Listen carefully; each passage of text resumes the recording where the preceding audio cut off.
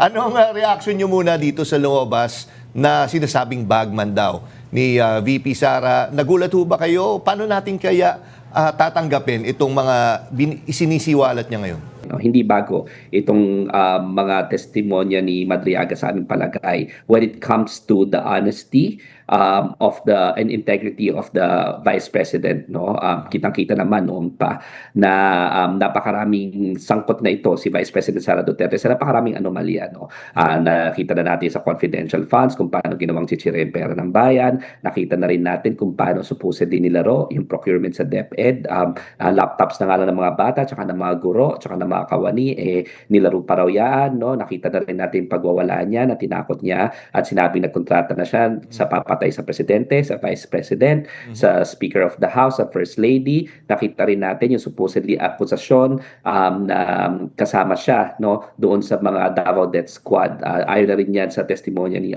Edgar Matabato at Arthur Las Cañas sa ICC. So mga ito ay consistent naman. Consistent itong testimonya ni Ramil Madriaga. Pero ang nakakabahala dito, check tsaka niya, is gaano na ba tayo kalalim na infiltrate ng Pogo money?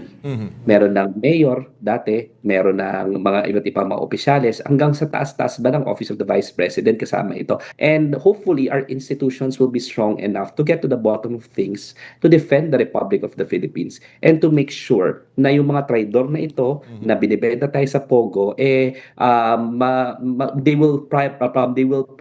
will be made to account for all their actions, no. So yun yung nakakabahala dito sa bagong naratibo na ito. Pero in terms of integrity, in terms of honesty, no, hindi na to bago kay Sara Duterte. Kasama na yan dyan sa talagang track record niya ng impunity, ng supposedly dishonesty at malversation of public funds, tsaka yung kleptocracy, no, ng national coffers natin. Nakita natin yan sa confidential fund, nakita natin yan nung intelligence fund siya, nung mayor pa lamang siya, at napakamarami pang ibang akusasyon, no. Lumalabas ngayon yung COA audit, no, na ang daming red flags dito sa Office of the Vice President na hindi niya maliquidate. So consistent itong mga naratibo na ito. At saka yung kay Ramil Madriaga, hindi nila pwede basta-bastang i-dismiss yan, no?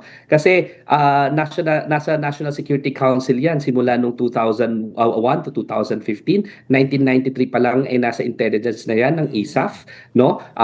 All the way up to the PSG. Anong ibig sabihin yan, no? Ako ay nag-aral ng National Security Law, as you may know, in my Masters of Law, no? Bago sila makakuha ng ganyang security clearance, binivet itong mga individuals na ito numerous times, no? So ibig sabihin, para makapunta siya dun sa ISAF, sa Intelligence Service of the Armed Forces of the Philippines, doon sa all the way up to the PSG, at isa pa nga siya sa nagtatag ng VPSG, yung security mismo ni Sara Duterte sa Armed Forces of the Philippines nung bagong talaga pa lang siya na Vice President. Ibig sabihin, mataas ang security clearance na ito.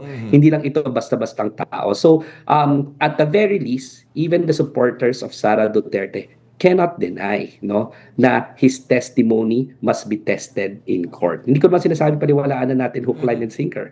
Ang sinasabi natin, pakinggan natin itong ebidensya na ito at kailangan ma-offer ito sa ating mga prosecuting agencies